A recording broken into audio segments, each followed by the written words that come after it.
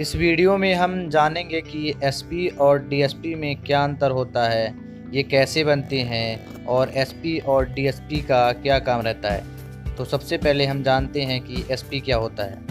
SP को English में superintendent of police कहते हैं और हिंदी में इसे हम पुलिस अधीक्षक कहते हैं। कहीं कहीं एसपी को डिप्टी कमिश्नर ऑफ पुलिस भी कहते हैं। जब कोई candidate UPSC civil service exam को क्लियर करता है तो सबसे पहले उसे राष्ट्रीय प्रशासनिक एकेडमी मसूरी में 3 महीने के लिए फाउंडेशन कोर्स करवाया जाता है। उसके बाद यदि कैंडिडेट को आईपीएस कैडर मिला है तो उसे नेशनल पुलिस एकेडमी हैदराबाद में भेज दिया जाता है। वहाँ पर आईपीएस की ट्रेनिंग कंप्लीट करने के बाद जो कैंडिडेट वहाँ से अपनी ट्रेनिंग कंप्लीट करते हैं उनको सबसे पहले डीएसपी की पोस्ट दिया जाता है। याद रखना कि जो आईपीएस ऑफिसर रहते हैं उनका जो अपॉइंटमेंट स्टेट में किया जाता है वो सेंट्रल गवर्नमेंट के द्वारा किया जाता है। हाँ, ये बात अलग है कि जो आईपीएस ऑफिसर रहते हैं वो स्टेट गवर्नमेंट के अंडर में काम करते हैं, बट इनका जो अपॉइंटमेंट होता है वो सेंट्रल गवर्नमेंट के द्वारा किया जाता है।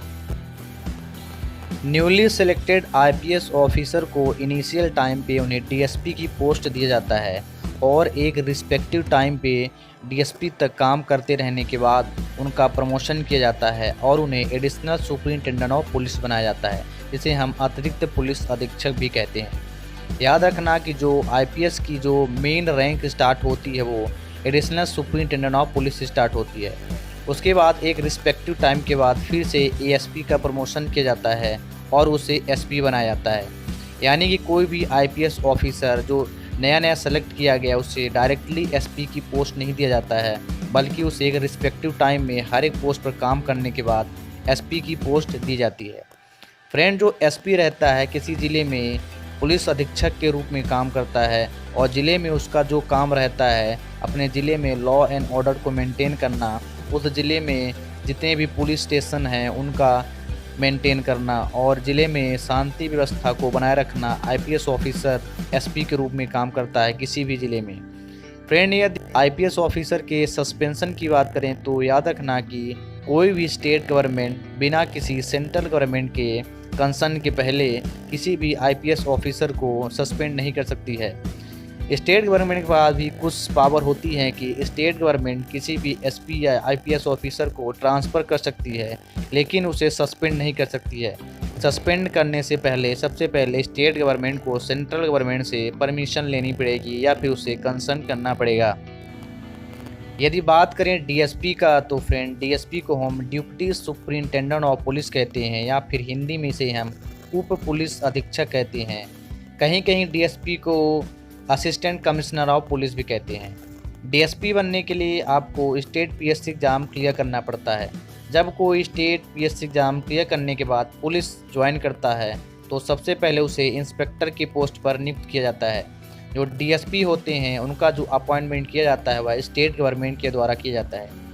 फ्रेंड, जो डीएसपी होता है उसके अंडर में ऑलमोस्ट 10 पुलिस स्टेशंस आते हैं और उन 10 पुलिस स्टेशंस में लॉ एंड ऑर्डर को मेंटेन करना, शांति व्यवस्था बनाए रखना, ये डीएसपी का काम होता है और डीएसपी उन 10 पुलिस स्टेशन का एक इंचार्ज भी होता है। डीएसपी को हम सब डिविजनल पुलिस ऑफिसर भी कहते हैं। फ्रेंड, आप डीएसपी यूपीएससी एग्ज़ाम के थ्रू बहुत फास्टली बनते हैं, लेकिन वहीं स्टेट पीएससी एग्ज़ाम के थ्रू आप थोड़ा लेट बनते हैं। यदि बात करें आईपीएस ऑफिसर एसपी की तो फ्रेंड, आप स्टेट पीएससी एग्ज़ाम क्लियर करने के बाद भी एसपी बन सकते हैं, लेकिन उसमें आपका प्रमोशन बहुत लेट होगा और आप लेट एसपी बनेंगे। वहीं यूपीएससी सिविल सर्विस के थ्रू आप बहुत कम टाइम में एसपी बन जाते हैं। जो UPSC civil service exam clear करने के बाद पुलिस ऑफिसर बनते हैं उनका प्रमोशन फास्ट होता है और वे डायरेक्टर जनरल ऑफ पुलिस तक भी जाते हैं। Friend, director general of police IPS officer या पुलिस की सबसे लास्ट रैंक होती है। वहीं जो स्टेट पीएससी एग्ज़ाम क्लियर करने के बाद पुलिस ऑफिसर बनते हैं उनका प्रमोशन लेट होता है और वे केवल डीआईजी तक जाते हैं, जिसे हम डिप्टी इंस्पेक्टर ऑफ जनरल भी कहते हैं। तो फ्रेंड, ये था एसपी क्या होता है और डीएसपी क्या होता है और इन दोनों में क्या अंतर होता है।